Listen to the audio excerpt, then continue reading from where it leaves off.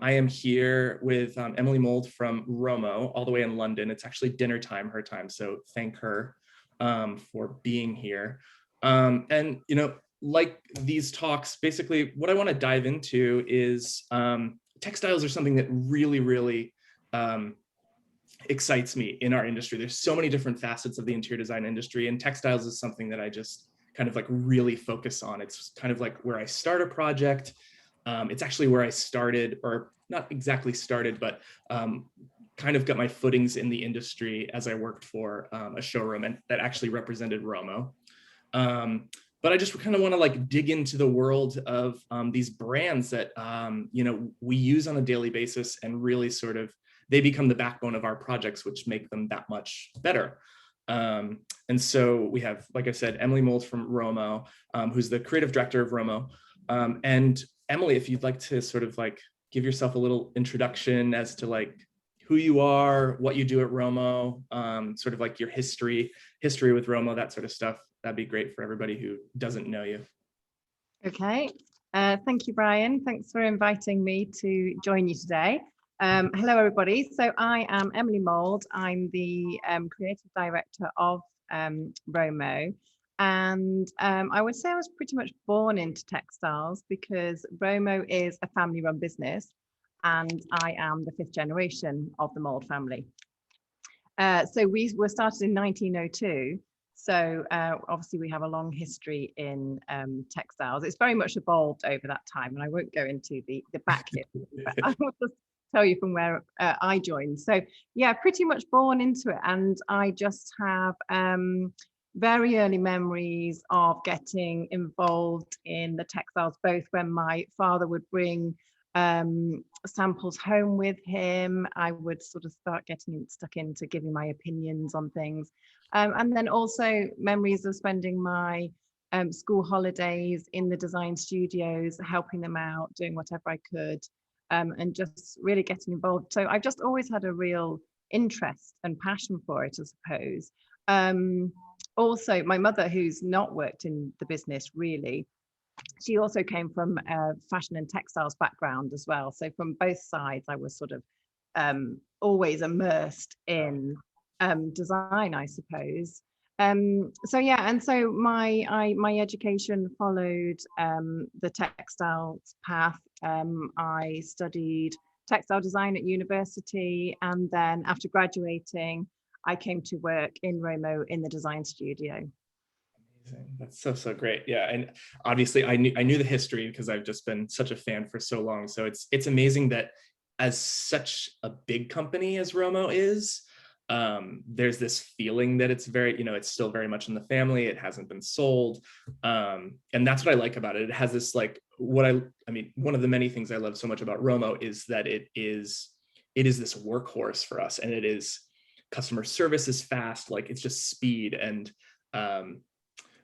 stock levels are always amazing, but there's always this really personal touch, whether it's the showroom, my rep, really sort of like anyone I've dealt with at Romo. It's this nice juxtaposition where you don't feel like kind of like you're a number. You kind of feel like you're a part of the Romo family. And I guess, I talk about kind of like our designer tool belt all the time, like the things that we use all the time as designers that are sort of vetted. And designers have a bunch of different companies, whether it's furniture, whether it's textiles, whether it's lighting. And Romo for me, and I couldn't really tell you why necessarily. I think it's because, like I said, I started at a showroom that does not exist anymore, but it was called Wayne Martin. I worked for them back in Portland, and Romo was one of the brands that they represented. And so lots of designers used it. And so I became very heavily, sort of involved in sampling and all that kind of stuff. And, just basically seeing the back end, like Romo was always good customer service there. So it was kind of like when I became a designer, it was like, well, I'll use what I know, like I will start exploring what I know. And Romo has always been that. And Romo, my first ever order with a tax ID 12 years ago was for Romo shears. I was trying to like maybe find like the PO way back or something like that in my emails, but it's just funny to think about that. And they've continued to be basically our workhorse. but not only a workhorse, because it's not just for me about solids, it's about the design, whether it's black or it's Mark Alexander, which is a big firm favorite of ours. It's everything. You get the base, like hardworking fabrics that you need, but you also get this really amazing point of view throughout the different lines. And so I guess like one of the questions I had is like, there are so many personalities within the Romo realm. Like, where does that come from? Like, where does that come from inside of you? Where does that, what are the references in terms of the company? Because you look at like a line like black or zinc, and then juxtaposed with Mark Alexander, it's amazing that those two companies, like, I can see the connections, but maybe not everybody can see the connections. It's amazing that you can build an entire project with one company and have it be really well versed. So like, where does that come from? I guess I don't know if that's Yeah. So, well, we have 6 brands now under the Romo group, and they have sort of grown organically. So when I started 20 years ago, we had 3 brands. Okay. It's, we have grown as a company, and what we wanted to do is, we want each brand to have an identity. We don't want them to sort of try and cover everything. They are quite broad, I suppose, within what each of them offer. And when you were talking about, we like to have some of the staple products, the really good sort of simpler things that is the go-to product. But then also it's really important that each of those brands have the identity in terms of design as well. So you mentioned Mark Alexander, Zinc, Black Edition. Those 3 are our youngest brands as such. So Mark Alexander and Zinc were launched in 2010, and then Black Edition is our very youngest, and that was launched in 2013. And they were really, they did have a definite focus. So with Mark Alexander, it's all about just beautiful, beautiful fabric. So it's much more understated in terms of the design and the color, but it's really about the luxurious fibers and the beautiful weaves. So it's sort of much simpler in a way, but just super sort of elegant luxury in terms of the fibers or the materials that we're using. Zinc has more of a sort of obvious sort of wow look to it, in terms of it's sort of more out there and statementy, a little bit more challenging maybe. And then Black Edition again has a slightly different look again, where it's very sort of colorful, artistic, quite flamboyant. So they do definitely have their own sort of identities, and we are keen that they sort of move on and evolve, but they do sort of stick to those sort of key the key ethos of the brand, I suppose. That's great. Yeah, I just find it so fascinating when a company like has so many personalities like that, but keeps them all, they're all very distinct. Like there's nothing that's lacking in any one of those brands. So so like day to day, just because we're all in the day to day, it's not just like designing fabrics and all that kind of stuff, but like, why do you do this? Like, why? Obviously, like, this is in your family, but like, why did you didn't have to do this, or maybe you do but no, I didn't. And I always say I'm very lucky to have this as the family business, rather than selling PVC windows or something far less interesting. So when you're thinking about going into it, like, what did you, like, in your mind, like, as a designer, we think like, oh, I'm going to focus on this, like, I'm going to be construction minded, or I'm going to be decoration minded, or something like that. Like, what are your strengths? Like, what do you bring to the table to Romo, and how did you sort of, like, how do you nurture that kind of?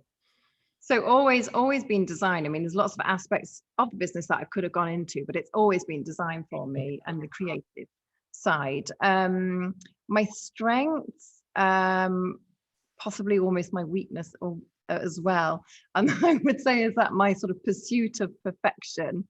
And just,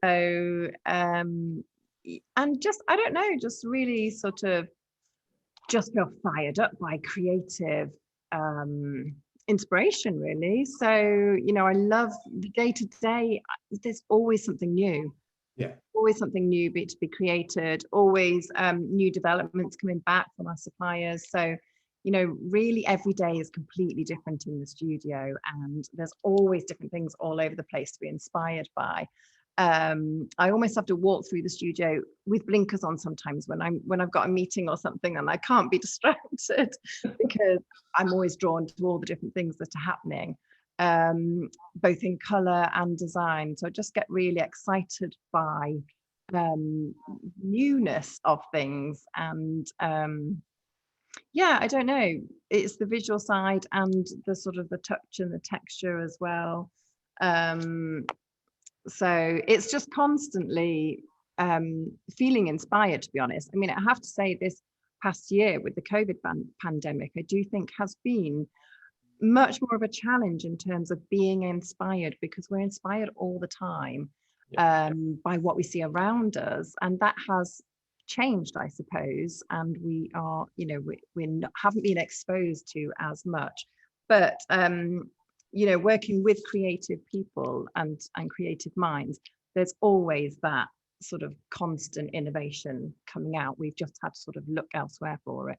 Yeah, totally, totally. That makes sense. So with, you know, we talk about all the brands, are there specific creative teams for each brand, and they're sort of tunnel vision on that brand, and then you're basically sort of jumping all over and they're working on something or working on the new collections, that sort of thing? Okay, cool. Must be very different. It's just like, I just imagine these, like this long hallway where it's like Black Edition and Zinc and Mark Alexander, and there's just completely different rooms, Yes. different people. Yes, it's not quite a hallway, actually. We have three of the brands are based up in head office in the Midlands in Nottingham, and then three brands are based in London. But it is very much that they are separate studios, and it is important that they stay separate, really. It's important that each brand knows what each other are doing, but it is important that they stay sort of separate and they have their own creative teams that are dedicated to that brand. So yeah, that's key. So we have between 4 and 11 designers in each studio. Okay, yeah, got based on the size of the collection, that sort of thing. Yeah, totally. That's amazing. Yeah, I just obviously, like, being a designer, we're going through a similar thing where we're sort of like, right now, because of COVID, not being able to sort of travel, and, you know, your travel is limited to the internet and sort of inspiration and all that kind of stuff. And I've definitely felt that I've had to sort of reach beyond kind of what you like, you know, you have built-in travel trips, whether you're going to, you know, like Deco Off, like we were talking about before, or going to India, to mills and stuff like that. You have these built-in sort of inspiration trips that are business trips, but you also get sort of this guise of inspiration. And we have that, you know, the same, whether I'm taking a personal trip or I'm, you know, going to visit a client or something like that. Like, even just, I was thinking about this the other day, like, I have my sort of most sort of tunnel vision creative thoughts up in the air in the plane, like, because you're just so, and I haven't experienced that in quite some time, and I'm trying to figure out how to get that in another way, like how to sort of pull that inspiration, because I think I'm sort of laser focused right now in working on projects that I don't want to be lazy, and I don't want to just like rest on sort of what I was inspired by before all this started. And how do I pull that, whether it's, am I reading more, am I reading different things, am I looking at different things, like how does that you know affect, because the memories sort of that we're creating right now are very different than, say, how memories were created even a year ago. You know, and I don't want to spend a ton of time talking about COVID or anything like that, but I mean, as a creative, as a business person, it has changed, you know, things a lot. Do you have kind of like any sort of anecdotes about how it's either like made things better, or how it's made, you know, like the challenges, that sort of thing? Yeah, I think it's interesting when you say, you have your thoughts when you're up in the sky. I often feel like it's when you step away from that day-to-day um, business that you actually do think more broadly. You think more about, less about what's right in front of you and more about,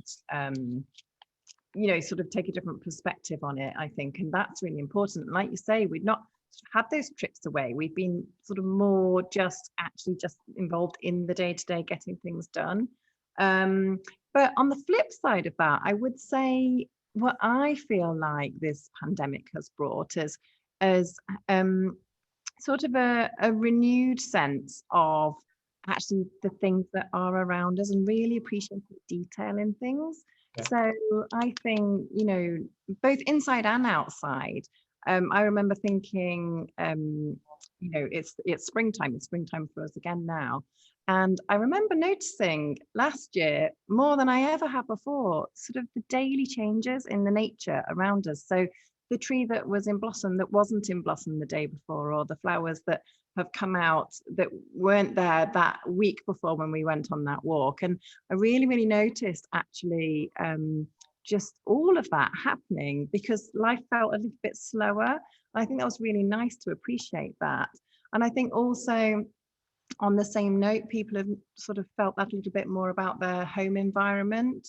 They're there more and they're really sort of thinking about what's important to them, what's pleasing to them, what makes them feel good, because it's not just getting out and about and going away No. that needs to be the thing that makes us feel good. We can do it right here at home. And I think that's put this sort of renewed importance on that. Yeah, no, absolutely. It's so funny that you talk about last, because essentially it's March 29th right now, and we would have been like 2 or 3 weeks into lockdown last year. And I remember, sadly, there was this line drawn, like when lockdown happened, like work kind of stopped. I can speak for myself, like work stopped for about 2 months, and we were managing a bunch of projects that were sort of already in motion and stuff. But almost every single day I took the same route, and it was about a 2.5 hour walk just in the middle of the day, because it was either I was going to sit and stew with the news, or I was going to go outside. And we had such an amazing spring last year, and like you said, like I took the same route. And so those little changes every day, just kind of like, those became sort of like the information for my day.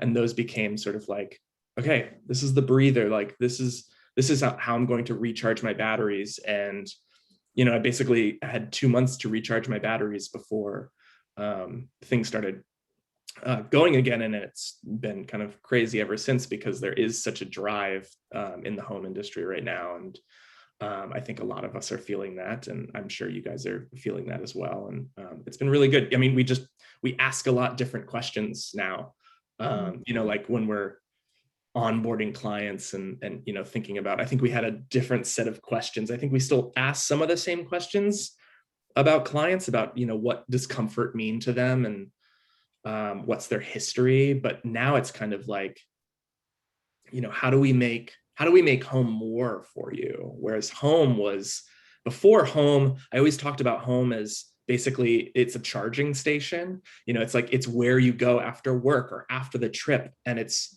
where your family grows, and there's milestones that happen there. But it's basically like plugging in your iPhone at night. It's like it's sort of when you walk in the door, it should hug you. But what if you don't leave that place? Like, how does it then also become you're uncharged, and how does it recharge you in different ways? How does it invigorate you? How does it keep you sort of like on your toes because you're working there, and you're not sort of having this separation of, I'm walking out my door and I'm going to work, and then I'm coming home and I'm walking in the door and I'm stopping work. And how do you sort of like, differentiate that space and time? And so we've thought, a lot about this. And it does come back to textiles. I mean, that's the thing, is like surface comfort, surface texture, all that sort of stuff. Like, these are the things that, like, you sit in a comfy chair, or or you're in your bed under bedding that's been like, the details have been thought of. Like, those are the things that recharge you, or excite you, or whatever. And that's what makes home sort of special to you.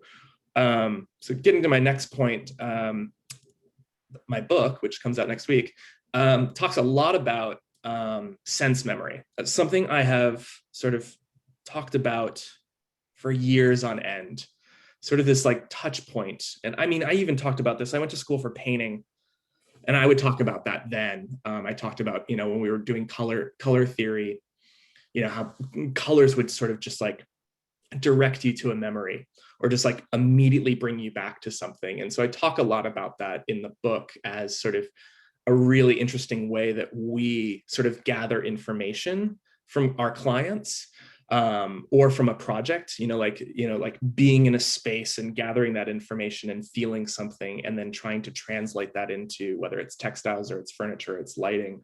And so given your background and everything like that, I mean, you have sense memories that are of course like outside of the textile world, but you've been influenced by that your entire life, whether it's, I find it so interesting that your mother was in fashion because it's a completely different textile industry. But like, what sort of, like, do you have certain memories that like, have been brought back in, or maybe it wasn't you, maybe it was like the family, like that's why it started. There were memories that sort of like drive these sort of creative, these creative endeavors, or like a new collection or something like that. Yeah.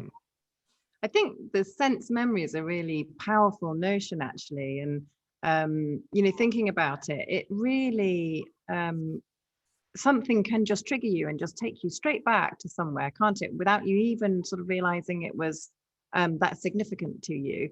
I think for me, thinking about this, probably a couple of things. So I've got really strong memories of our living room at home when I was a child, for a number of reasons. I think about the textures and the patterns that were in there, but I also remember back to, that was the room that we would make those fabric selections in there. I mean, I say we, I don't know if anybody actually did listen to me when I was 8 years old, but I remember our fabulous 80s swivel chair that probably everyone had a swivel chair, didn't they, in the 80s?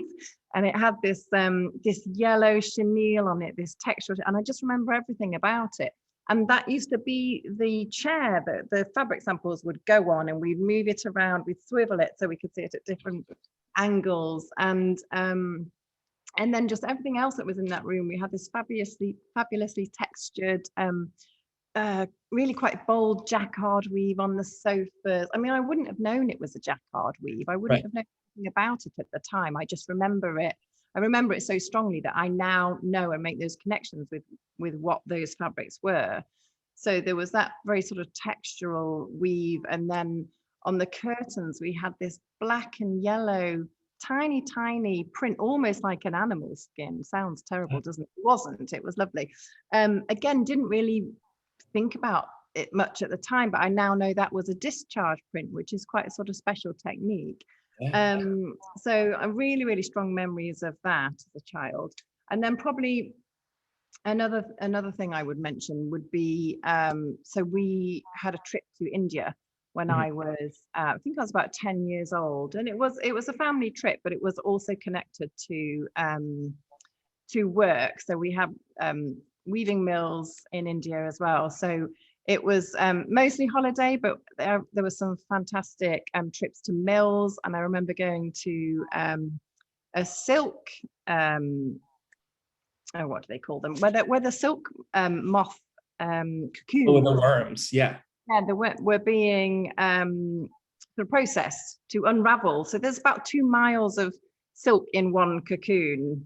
And we just went to this cocoon factory, and I've really strong memories of that. But just generally the sensual overload in India. So the smells, the colors, the patterns, the materials that you would see sort of all over the place was just, almost overwhelming. But it's really stuck with me for a number of different reasons, both sort of on the creative side and just the whole culture side as well. So yeah, I think certain things like really do impact on you and stay with you for a long time. Yeah, no, totally. So do you obviously have mills over there now. How often do you get to India when it's, not COVID? So I have to admit, I have not been back to India since that. Oh, no way. Okay. Well, that's So, but we do have mills, and it is on my list to go again, yeah. um, very, very soon. I've been partly waiting till my children were old enough, actually, Yeah. because I started to travel with them as well. So we have gone to some really exciting places, and India is definitely next on the list when we can go again. Yeah, that's great. No, thank you. Thank you so much for sort of that. I sort of immediately placed myself, of course, like as an American, I can think of, or I have this like idea of this living room, this big old fire in Nottingham, which that's where you grew up, in Nottingham. Yeah, like, and I can just see it. I can see it only being lit by candles and and a fireplace. And I see all these fabrics and stuff like that. So yeah, it's like I'm attaching that to it, but No, you're quite right. It did have a big open wood fire. And I do remember one time in the winter, we had a power cut for 1 week. oh geez. We did have it only lit by candles. Yeah. Well, and it's interesting because I'm asking these questions, and I give them as much, I give our clients as much, notice about this. It's sort of like I try not to have it be homework. Like I actually want it to be something that they enjoy, that maybe like, stirs up some really happy memories or something like that. But it's definitely like a really big part of our process is sort of getting to the root. It's like, it's not about, like if these clients are moving into this new house, it's not about this house. It's about everything that came before. And, where are the things that you want to sort of like pinpoint and pick out that are part of your history. So there's that aspect of it. And then how do we translate that into sort of memory and history for your current life, so it doesn't seem so flat. But then there's also this juxtaposition about like, what is next? Why this house, why this space, why this project? What do you hope to gain by, living in this house? How do you want it to support you? How do you want it to support your family? And so we look at sort of creating, basically building these blocks that will essentially hopefully create new memories and be the thing that, if there's children in the house, they look back onto, very similar to sort of your sense memory. I did not grow up in a design savvy family at all. So it's so funny. I have like little to no textile references, really. It's all beach, because I grew up on the beach. It's all beach and sky and water and sand, and smell. And some of our clients, it's very similar. They don't come from a design background, and maybe they're in design now, or they're design minded, and their references are very like smell oriented. Or I talk about in the book my mom's biggest sense memory, because I was asking her, when she was little, my grandmother, her mother, would drive around the block when in the fall all the leaves were being burned. And she says it's her happiest memory of life. Like she would, have her head out the window, just like smelling that, burning leaves, which like coincidentally is like one of my favorite smells. So it's definitely like passed on, but like that's what she attaches to. Who knows like what that sort of translates into her life. Maybe it doesn't translate into anything, but I think it's sort of like important. And so we use that as a building block. Like I said, I start out with textiles in our project, just because it's kind of it's really fun. We get a new project, I have the brief, I have all this stuff. Someone else in the office is doing, floor plans and that sort of thing. But I first go to the library. Like the first thing I do is the textile library, and it's a tornado, and it's just like grab textile, texture. And basically just throwing everything into these baskets, and then just sort of like grabbing, like, where does this come from? Where does this come from? Of course, then we get into function, and it's got a function for the house and everything like that. But I guess I was talking about this weekend with a client. She's pushing me to use print in their house, which is something that I have used in the past, but it's not something that I gravitate towards. I think mostly because I feel really indebted to the money that our clients are spending. And to me, I get tired of prints really quickly. But that's like me. I'm putting that sort of on clients. And so that's why I'm very texture heavy and in our projects. But I'm wondering sort of like what excites you more? Like, are you more of a print person? Are you more of a tech, like, you know, being in the textile industry, I'm sure you're really, really excited about, like, you know, weaving processes and stuff like that. Or maybe not, maybe you're just really into prints. But I don't know if you could give sort of like background there, like, you know, the percentage of print versus weave and why that is in the company. Yeah, so in the company, so I guess, yeah, higher percentage of weave, I would say, actually. I suppose it is more versatile and easier to live with, but the prints are the things that also give us our personality. So each brand, I suppose, oh, it depends on the brand maybe, but for some of the brands, the prints are the sort of quite flamboyant, vibrant thing that then the weaves sort of work around in a calmer way. So we tend to start with the print designs, actually. Normally we sort of start with the larger, more dramatic things. They bring us also the more multicolored designs normally, and then the weaves, not always, I mean, they work in conjunction the way that we develop them, but they tend to sort of work around the prints. So we might take a simplified palette from the prints, or you know, individual colors that go with the print, so they help inform the palette, I would say. But yeah, more weave than print. And then personally, I do love a good print. I definitely think, you know, it is the sort of thing that you can tire of more easily. What I tend to do, because we're working with so many, and I always love the next, but I'm quite picky for my own house, actually. So what I will do is I won't have the thing as soon as, well, to be honest, by the time we've launched it, I've been looking at it for quite a long time. So if I still love it by that point, and I don't want the next thing that's coming along, because there was always the next thing. So if I quite some time, then I know it's the one for me. So I think it's important to sort of take your time a little bit about thinking about what sort of pattern that you want and what you can live with for quite some time. But for me, yeah, a good print that you're going to like for a long time really just sort of make me smile personally. Oh yeah, totally. I think I don't want to say that I'm sort of like against print, because there are some prints in the you know, industry from many different places that I still get very, very excited about. And I think when it's sort of like all or nothing for me. It's kind of like one of those things where if I found a print I like, I want to do the whole room in it. You know, I want to upholster the walls, and you know, it's a very sort of like Billy Baldwin-esque way of doing it. But that's a good way to use a print as well. Just make it the one sort of full-on design in the room, and then bring the rest just with sort of calmer textures. Exactly. It feels like you're really committing to something. It's which I feel like is sort of part of that. I'm always wanting people to really commit to this, to like really feel like this is part of them, like they would have chosen this themselves, and I'm just there to sort of like help them. So when it comes to, I guess this is a two-part question, like how far in advance are you guys like sort of working, like, because that just always is interesting me. I'm amazed at the, you know, fashion industry and of course like the textile industry, like how far in advance you are predicting essentially, or maybe you're not predicting, you're just doing what you want to do, but how far out are you working season wise, and is it about, do you think it's about predicting, or do you think it's you're just on that train, you're on that Romo train to like, we're just here to do Romo?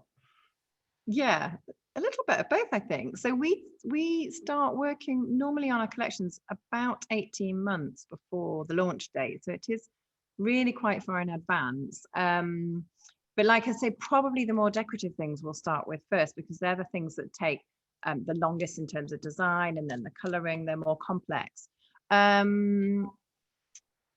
It's mainly probably doing what we feel is right and what we, you know, what feels right for the brand, but we're certainly always influenced by trends, whether we sort of realize it or not, I think. So we are influenced a lot about what's around us, what exhibitions we might have been to see, you know, fashion that, you know, just from both shops or magazines. So I think there's an awful lot of inspiration. So sort of styles do change, I think, and we're partly the change makers, but we're partly being influenced by what's around us. So I think it's a little bit of both. We want to move our look on each time, but it still needs to feel key to the brand, really. So it still needs to have that ethos for each brand.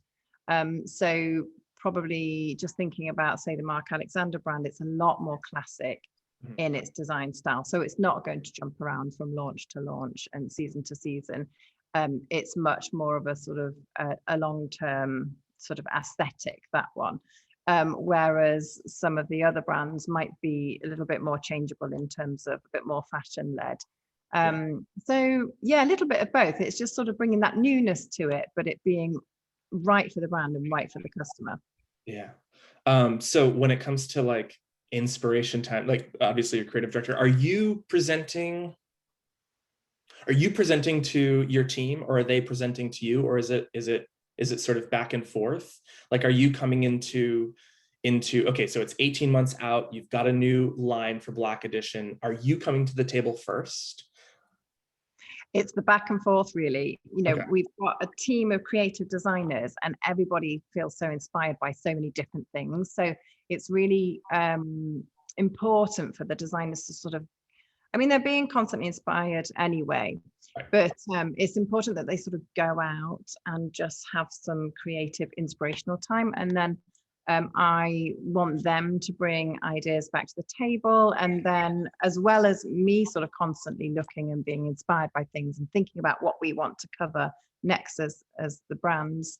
But it's very much sort of a collective thing, and you just want lots of inspiration. You can't have too much. And then we sort of get some ideas together, get different themes and mood boards, and then some of those we'll pick and select down, and then we'll work those a bit further. So we might start off with a few different concepts and just explore them a little bit, get creative with them and start doing artworks and just see what's working and what is really exciting us. So, and sometimes, you know, we think we're going to go down one route and then it sort of turns into something else. And that's great because it's like different to what we all imagined initially. So it's really unique. But yeah, lots of different ways really, and ways to get inspiration. So it's really important that we have a lot of input on that, really. Yeah, no, I just, two things I took away from that. I really want to be in those rooms. I think I really miss, I think I miss critiques from college a ton. I see all these, as hard as some of them were, but, and then the other thing that I was just realizing too is, you know, how an initial idea, or sort of like, maybe there's 3 ideas that you're thinking about and you explore all of them, and how you sort of set out at the onslaught that you think this is going to be it. You know, you're starting 18 months in, you're like, this is going to be this collection. I can't wait to see it in 18 months. And 18 months passes and it's completely opposite of what you're still so into it, but you never know, or you never knew that you would go from, you know, X to Y and end up with this. It doesn't happen. Obviously, I'm not designing for, you know, all of these 70 countries. So I'm not having that, but recently, usually we pretty stick close to what we call look and feel, which is basically, it's this like sort of aesthetic exploration into the project before we actually select everything. And we usually stick pretty close to that. And then there's this project right now that I'm working on in California, and it couldn't be farther from the initial, like sort of my initial reaction to it. And of course that like drives me crazy, makes me super nervous that like I should go back to the initial thing. But you just saying this now, it's like, no, that's the creative process. Like that is part of it. You're supposed to be able to let go of things and scrap things, and or let A and B meld together to make something that's even better. So what, you know, we talk about inspiration and it being everywhere. What are sort of, you know, sort of lifetime inspirations for you, and then maybe things that you're like really into right now, things that are just sort of like driving your creative brain? So lifetime inspiration, there's probably, it's so hard. I do feel inspired by so much all the time, and you are, whether you know it or not, you're constantly sort of absorbing inspiration. Probably a couple of key designers that I would note would be Lucian Day, who was a British designer, and then also Annie Albers, who was a German-born American designer. Both were sort of prolific in the 40s and 50s, and what I really admire about their their work is that sort of blurring the lines between textiles and art.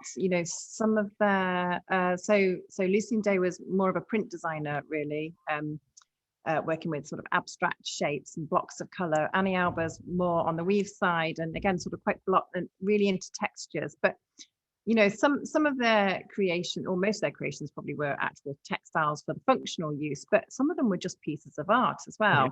And then just that idea of textiles and textile design can be like art, that can be the art in the room. And that sort of really interesting creativity, I suppose. And that, it can be the key thing in the room, really, I think. In terms of general inspiration now, I think that's I don't know. I think, again, fashion is a really key source of inspiration, because I think they're always, it's always forward thinking, and it's so changeable. Obviously, it's just a season and then it's done. And that's great, because they're more flamboyant. Obviously, for interiors, it's quite a different approach, because we want to have something that we love in our homes for years, years to come. So, but it's a great source of, the actual creativity of it is really interesting, and it's driving the technology side as well, of which we benefited from as well, in things like the digital prints and all sorts of manufacturing processes that weren't available to us years ago, I suppose, have been driven by the fashion industry. Yeah, it's so interesting. Yeah, because I'm constantly sort of like battling like what is, and I don't shy away from the word trend or anything like that, because it's really important as a creative to understand what the trends are, whether they be, in fashion, and how that's going to affect interiors, because usually it is something, it's fashion first, and then it gets into the interiors realm, and it's translated into something. And like, how do you sort of like suss out what is a trend that is sort of immediate and maybe not going to be long lasting, or it's a trend that is borrowed from, say, is everything's like sort of cyclical, like that was brought back from the 70s. And in the 70s, either it was brought back from the 40s, or in the 70s it was invented, and now it's being brought back for the first time. And so I think about this all the time, and like, what is considered timeless? And is there truly like timeless design when it comes to interiors or fashion or textiles? And I guess like, good luck trying to like answer that question. I don't think there necessarily needs to be an answer. Like there's obvious things that are like, yeah, that's been around forever. And you can sort of, whether it's a textile or it's a furniture line, you can sort of rehash it or reinvent it to be contemporary. But when doing a space and thinking about like, well, I don't want these clients to have to like, redecorate their house in 5 years, or even 10 years. I mean, yeah, I'd love the work, but like, I also want people to feel like they're getting their value worth. What is now, and how am I talking about trend, and how am I, if they're pushing me towards something, like, how am I saying, well, is that going to be something that's lasting for now? And like, maybe we pivot a little bit into something that has that spirit, but it will sort of last longer. And I mean, fashion is just, it's become so fast. But it has, like you said, like really helped the textile industry. Like 25 years ago, being able to do a watercolor and translate that into a fabric was a lot longer of a journey. And so many of Romo's, prints and stuff like that are based on watercolors, or hand drawings, and being able to sort of like quickly, have this drawing, have this really free form life, and turn it into a fabric that really does the same thing. It doesn't look so digital. It doesn't feel manufactured. It actually has the hand of the designer. Is just, I love seeing that in the textile industry, because I think it adds more life. It's not so just like, it's not. And then when you're talking about Annie Albers, I remember going to see, I don't remember which museum I saw this, but I saw some retrospective of her work, seeing all these sort of like samples. And I'm thinking about the cover of one of her books that I have in my library downstairs. And I'm like, oh my gosh, that is so Mark Alexander. Like that is like those sort of very simple weaves in the way that she used color. And it's like, well, of course I love both of those. Like that just totally makes sense. And like, there's the inspiration turning into like reality. Yeah, it's really interesting. So like, speaking of technology, and this is sort of like a multifaceted thing, technology and the future and how information is passed and how fast everything is. Like what, I don't know, could be like, what are you excited about in technology? What are you scared of in technology? There's plenty of things that I'm very scared of, but I try to think about like, what are you excited about in relation to Romo? So like processes that are working, or things that will allow you to do either, new products. Like I'll use, for example, like Mark Alexander coming out with the grass cloth line and all the textured wall coverings. I was like just so excited when that came out, because everything in that line doesn't exist anywhere else in the industry. And so to see something truly individual in my eyes come out of a company, when now there's so much in the world, what are you sort of excited about? Yeah, I would say, and that Mark Alexander is a great example of a combination of real handcrafting and technology. So using the both together, I think, is something really exciting. Yeah, technology has been really, really exciting for us. When you're talking about the watercolor style prints, I mean, even when digital print started, it was really quite crude. Oh yeah. And obvious that it was a digital print and just didn't look very nice. You could see each individual color that was printed like a speck. And the amount that has progressed over the last, I don't know, 15 years is just phenomenal. So, there's so many of our designs. I mean, you can see this one behind me on the wall. That's digital print, and it's completely taken.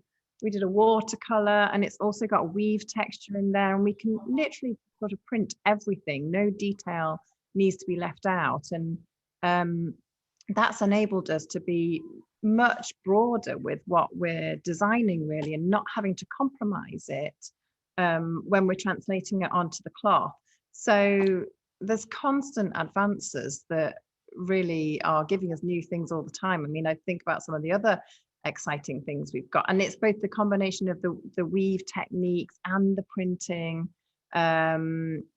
It's just really incredible, really. What I mean, it's hard to sort of think about what we might be doing in 5 years' time, but I can't imagine now. But also, I think alongside that, I think actually maybe the pace of life, and again, not to go on about COVID, but I think maybe our approach might be a little bit different over the past year, and that the pace of life has maybe slowed down a bit. And there's some things that have been nice about that. So I think, as well as new technologies in terms of expanding the creativity on textiles, I think our attention is going to turn a little bit more to sort of maybe slowing down that consumerism, and maybe thinking about the sustainability a little bit more in our products. So, I mean, we mostly work with lots of natural fibers, especially on the Mark Alexander brand, where we're working with a lot of linens. I mean, that's one of the best fibers to work with in terms of environmental aspects. But we really are sort of thinking a little bit more about how can we work with products that do that people want to have in their home for longer. Yeah. And B, that are using more sustainable sources, I suppose. So we're sort of looking into all of that aspect of things as well.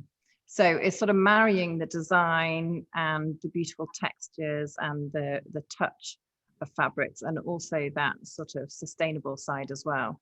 Yeah. I'm sort of constantly always having this like inner dialogue or inner fight in my head, sort of using, most of our clients have kids, and they need things that are going to last, and so I constantly have this inner dilemma about sort of using outdoor fabrics that are a very different process and less sustainable, in terms of like how they're made and all the processes, versus using really heavy duty natural materials that have been around for a very long time, like wool and linen, that are, and so you have that juxtaposed with the expectations of clients about how things age and what is appropriate. It's like talking to a client about natural stone and how it might chip and discolor, and like you're supposed to embrace that. And I think the same thing goes for fabrics and natural fibers, and like it's wool, it's going to change. It's linen that's naturally dyed, it's going to change, and that's interesting. That's only going to, I use this phrase every once in a while when people get a ding on a coffee table or something like that, and I always say that you're creating the next generation of vintage furniture, and that's okay. Not everything when you go to a vintage mall is in perfect condition, and that's the reason why it was used and it was lived and it was loved. And so like I personally I'm really interested. I'm so interested in technology and then so interested in sustainability that it's really hard when it comes to like all these advances in outdoor fabrics that are really good and really durable for practical uses, and then also this other side of me that loves when things age and loves sustainability and wants to use natural materials. And so it's a sort of constant battle, but I love all sides of it.